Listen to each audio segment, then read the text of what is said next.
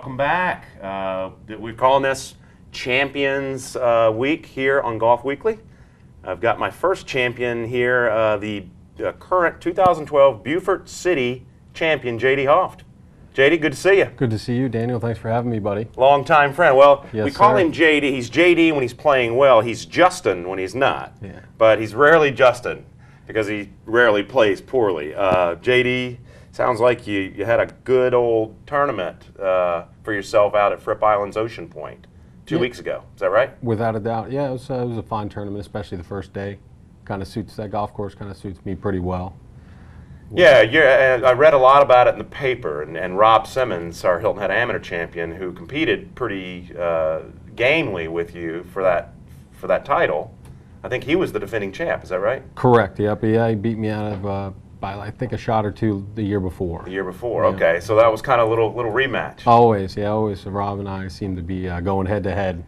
Well, I mean, he's been on a nice run lately. Without a doubt. But he did comment that if there was a setup that suited your game, and I play a lot of golf with you.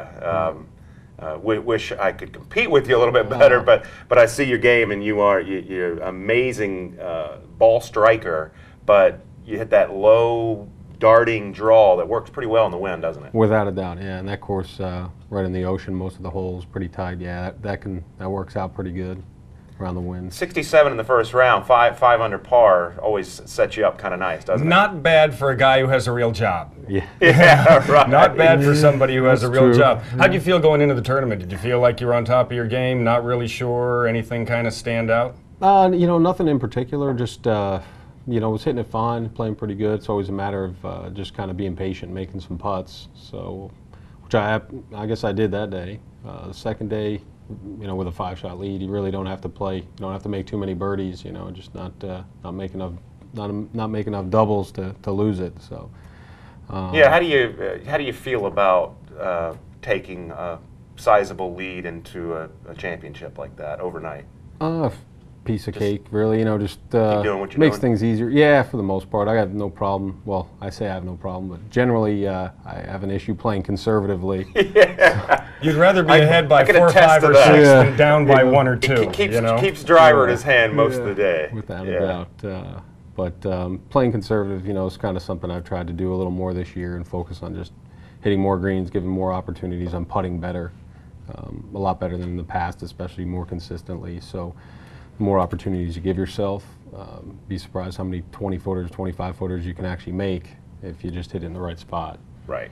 One of the things I think our viewers might be interested in knowing is when we have a better amateur who's had success playing tournament golf, obviously you have a job, you're working, Every day. you're strapped for time in terms of working on your own game. What part of your game will you go ahead and focus on the most when you're practicing? Because as we get older, it becomes a little bit harder on our body between Without a work doubt. and doing all the other things we do. So Absolutely. I sustained an elbow injury and just decided to actually, instead of going hitting 10 buckets of balls, or now that you're kind of strapped for time, it's even more difficult. But I'll work on basically practicing smarter, not harder. So kind of focusing on pre-shot routine, going through the process, each shot, just like you're on the golf course, lining it up, going through the entire process, not just out there exercising. boy, and that's a great thing for our viewers at home. That's just perfect. So many times we see players out there on the driving range that are just swinging, working on their game, as opposed to doing what's actually going to be applicable for the golf course, which is getting behind the ball, getting a plan, picking out a target, doing the things there on the practice range or on the chipping green or on the putting green that's going to go ahead and prepare you for success on the golf course, Daniel. I mean, we see that all the time. People just whack.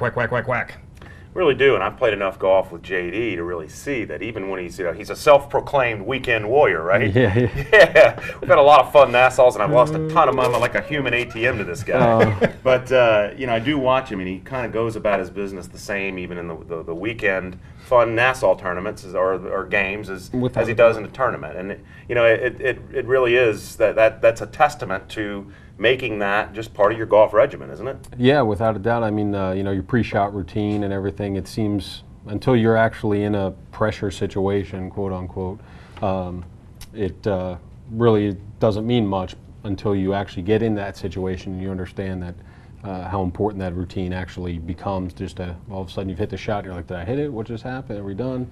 Yeah. You know, and That's a great point. I mean, that's really what happens out there. If you're always practicing the right way, when it comes to game time, you'll be surprised how you produce the same way. But if you're not doing that, you're going to get to game time. It'll be like, yeah. And it's harder to produce. So that's a great point, JD. That's a great point. Well, and you've been, and I know you had an injury that you won the Hilton Head Amateur Championship in '06, and then you had an injury to your elbow that sidelined you for a few years. It's got to be really cool, though, to, you know, now that you're back in the competitive realm, to see it pay off. Because I know you competed very competitively in the South Carolina Open last year at Palmetto Bluff.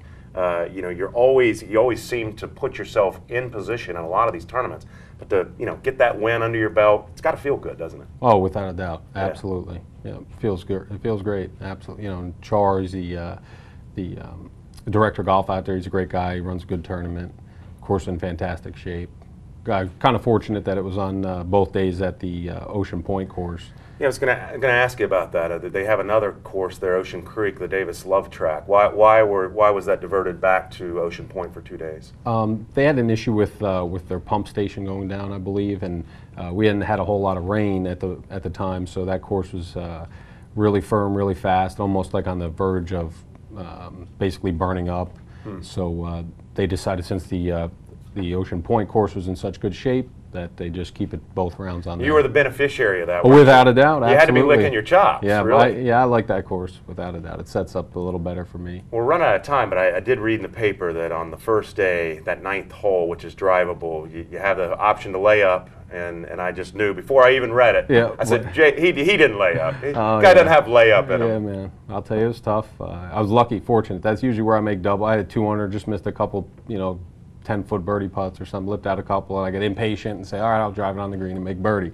And it's usually where I make double and go back to even par. I was fortunate enough to pull it off and go the other direction with it. So, well, no guts, no glory. Yeah. And JD Hoft sure is a true living example of that.